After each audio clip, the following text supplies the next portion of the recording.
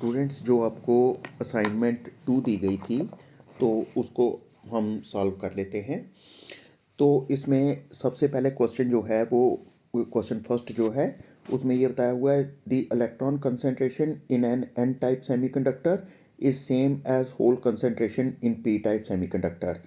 N external field electric is applied across each of them, compare the currents in them. तो electrons की concentration और जो P में holes की concentration same है, ठीक है। तो जब उनको बराबर इलेक्ट्रिक फील्ड लगाएंगे तो करंट उन दोनों में इक्वल चलेगा, क्योंकि करंट जो है चार्ज कैरियर्स की वजह से चलता है। तो चार्ज कैरियर जो है जब दोनों में सेम है तो जब हम पोटेंशियल डिफरेंस भी सेम लगाएंगे, सेम इलेक्ट्रिक फील्ड लगाएंगे तो करंट जो है वो सेम चलेगा। तो इसमें सॉल्यूशन में आ जाएगा कि ऑप्शन 4 इज करेक्ट, ठीक है। उसके बाद क्वेश्चन नंबर 2 करते हैं। Consider the following statements A and B and identify the correct answer. A is a Zener diode is connected in reverse bias when used as a voltage regulator. The potential barrier of PN junction lies between 0.1 volt to 0.3 volt. इसमें ए statement जो है वो तो ठीक है, क्योंकि PN junction जब reverse bias में यूज़ होता है तो जो तभी वो वोल्टेज रेगुलेटर के लिए यूज़ होता है। यानी जो जीनर डायोड होती है उसको हम यूज़ ही करते हैं रिवर्स बायस में, ताकि वो वोल्टेज स्टेबलाइज़र यानी वोल्टेज रेगुलेटर के काम आ सके। ए स्टेटमेंट तो सही है। तो बी स्टेटमेंट जो है उसमें ये बताया हुआ है कि the volt potential barrier of PN junction lies between 0.1 volt to 0.3 volt. लेकिन ये स्टेटमेंट ठीक नहीं है, क्योंकि जो अगर हम देखेंगे सिलिकॉन के लिए इसकी वैल्यू होती है 0.6 से 0.7 तक और जर्मेनियम के लिए होती है 0.3 से 0.35 तक इसकी वैल्यू होती है। तो ये स्टेटमेंट ठीक नहीं बनी। तो ए करेक्ट है, बी इनकरेक्ट है। तो इसका मतलब ऑप्शन, इसमें जो ऑप्शन हमारे पास 2 है, ऑप्शन 2 इज करेक्ट। इसमें ऑप्शन 2 जो है वो करेक्ट बन रहा है। उसके बाद हमसे तीसरे में पूछा गया है, इसमें हमें ये जो ट्रुथ टेबल दी गई, इसमें जो हमें सर्किट दिया गया है तो हमें इसमें देखना है कि इसकी ट्रुथ टेबल कौन सी सही है। तो इसके लिए हम इसको अप्लाई करके देख लेते हैं। जैसे ए को 0 लगाया, बी को 0 लगाया। ए को जब 0 लगाएंगे तो यहाँ पर ये फर्स्ट नैंड गेट है, ये वाला फर्स्ट नैंड गेट है। तो ये क्या करेगा, 0 अगर हमने लगाया तो इसको दूसरी तरफ से भी क्या मिला, 0 मिला। दोनों 0 0 मिले तो इसका मतलब इसकी आउटपुट जो है यहाँ से आएगी 1। तो दूसरे को, दूसरा नैंड गेट जो है, ये जो ये सेकंड नैंड गेट है, ये ए नैंड गेट है, ये बी है। जो बी नैंड गेट है उसको क्या होगा, उसको अगर हमने ए को 0 लगाया तो बीच में नॉट आ जाता है, तो ये इसको देगा यहाँ से 1। तो इधर से आ गया 0, 0 और 1 मिलेगा तो ये हमें क्या देगा, ये हमें देगा 1। 1 और 1 जब देगा तो आगे जाकर जब एंड गेट को मिलेंगे तो ये हमें दे देगा 1, ये हमें 1 दे देगा, क्योंकि इसको दोनों 1 मिल रहे हैं तो ये हमें 1 दे देगा। तो इसका मतलब ये है कि इसमें फर्स्ट और सेकंड ऑप्शन में से कोई सही हो सकता है, क्योंकि 0 0 के लिए 1 दे रहा है फर्स्ट और सेकंड ऑप्शन। इसको आगे हम चेक कर लेते हैं। इसको अगर हम आगे चेक करेंगे कि अब क्या हुआ कि ए को तो लगाया 0 तो, लेकिन बी को लगाया 1। तो ए को लगाएंगे 0 तो बी को लगाएंगे 1। तो अब देखते हैं कि इसमें कैसी सिचुएशन जो है वो बन जाएगी। हम इसकी सिचुएशन जो है वो देख लेंगे आगे, इसकी सिचुएशन कैसे बन जाती है।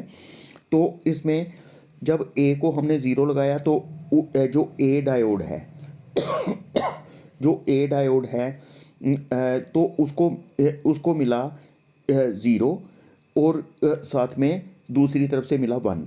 तो 0 और 1 मिला तो ये नैंड गेट को मिल रहा है, ए नैंड गेट जो है, तो उसको जब 0 और 1 मिला तो ये देगा हमें 1, ये 1 दे देगा।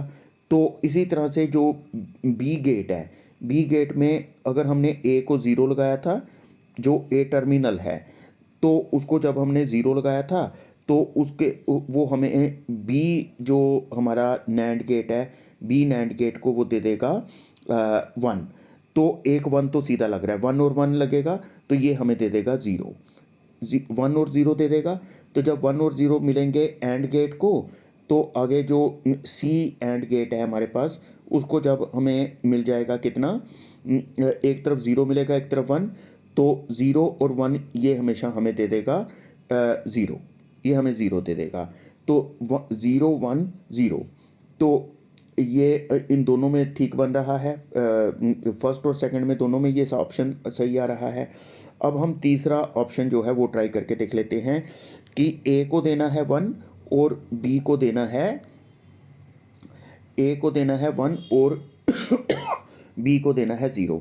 ए को 1 दे दिया, बी को हमने 0 दे दिया। ए को अगर 1 दे देंगे तो इसको ऊपर वाली डायोड, ऊपर वाला जो नैंड गेट है, ऊपर वाला जो नैंड गेट है उसको क्या मिलेगा, उसको मिल जाएगा 1। तो उसका दूसरा टर्मिनल जो है उसको मिल जाएगा 0। ठीक है, 1 और 0 जब मिलेंगे, इसको जब 1 और 0 मिलेंगे, एक एक मिला इसको 1, एक मिला 0, तो ये नैंड गेट हमें क्या दे देगा, ये दे देगा 1, ये हमें 1 दे देगा। तो दूसरा नैंड गेट जो है, ये 1 जो है इसको क्या क्या मिलेगा, इसको एक तरफ से मिलेगा 0, क्योंकि 1 जो है ए से जब ए टर्मिनल से आएगा तो वो इसको दे देगा 0। तो जो बी में से इसको भी मिलेगा 0। तो 0 और 0 मिलने का मतलब ये हुआ, ये हमें क्या दे देगा, 1, ये भी 1 दे देगा। तो 1 और 1 जब मिला तो ये जो एंड गेट है ये हमें दे देगा 1। तो इसका मतलब जब 1 0 लगाएंगे तो 1 मिल जाएगा। तो मतलब ये वाला ठीक है, जो सेकंड ऑप्शन है वो ठीक है। तो जो फर्स्ट वाला ऑप्शन था वो ठीक नहीं है। तो इसी तरह अगर आप चेक करना चाहते हैं, वैसे तो यहाँ से ही चेक हो गया, तो लेकिन अगर आप लास्ट वाले को भी चेक करना चाहते हो तो कर सकते हो। यहाँ पर 1, यहाँ पर 1, तो ऊपर वाला जो नैंड गेट है उसको मिला 1 और साथ में दूसरी तरफ से भी मिला 1, तो 1 और 1 मिलेगा, तो ये हमें नैंड गेट दे देगा यहाँ से 0। तो यहाँ पर 1 को ये दे देगा 0, क्योंकि बीच में एंड नॉट गेट आता है, तो इसको मिल जाएगा 1। 0 और 1 जो है ये दे देगा ये दे देगा यहाँ से 1। तो 0 और 1 इसको जब मिलेगा तो ये हमें दे देगा 0, यहाँ से 0 दे देगा, तो 1 1 0। तो इसका मतलब ये वाली ट्रुथ टेबल पूरी की पूरी सही आ रही है कि इसमें 2 नैंड गेट लगे हुए थे, एक जो है एंड गेट लगा था। तो उसके हिसाब से जब हमने देखा तो हमारा जो सेकंड ऑप्शन है वो करेक्ट आ रहा है। तो हम इसमें ये बात कह सकते हैं कि ऑप्शन ये जो ऑप्शन सेकंड है, तो इसका सॉल्यूशन हम ये कह सकते हैं कि ऑप्शन सेकंड इज़ करेक्ट। ठीक है, हमने इसको चेक करके देख लिया कि सेकंड ऑप्शन जो है वो करेक्ट आ रहा है। तो इसी तरह से फोर्थ क्वेश्चन जो है, in half wave rectification the input frequency 60 hertz, then the output frequency would be. जैसा हमने एनसीईआरटी के क्वेश्चन में भी किया था कि input frequency half wave rectification में जितनी इनपुट फ्रीक्वेंसी होती है उतनी ही आउटपुट फ्रीक्वेंसी होती है। तो अगर फुल वेव रेक्टिफायर हो तो जितनी जितनी इनपुट फ्रीक्वेंसी होती है तो आउटपुट फ्रीक्वेंसी उससे डबल होती है।